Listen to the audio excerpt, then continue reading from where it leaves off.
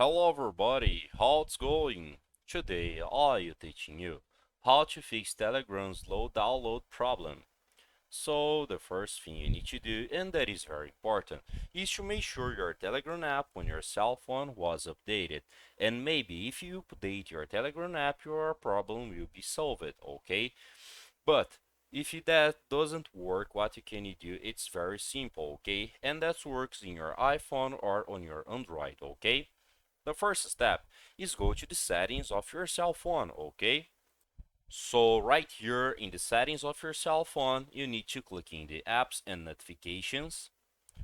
After that, you need to find Telegram, okay? For me is the first option, but if you don't see Telegram right here, you just searching in the searching bar for Telegram, okay?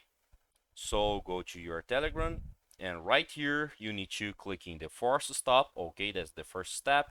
So just click in force stop, and after you force stop, okay, all you need to do is go to the storage. Okay, and right here you need to click in clear storage and clear the cache. Okay, I hope I can help with this video. If you like it, don't forget to subscribe in your channel and hit the like button. See ya.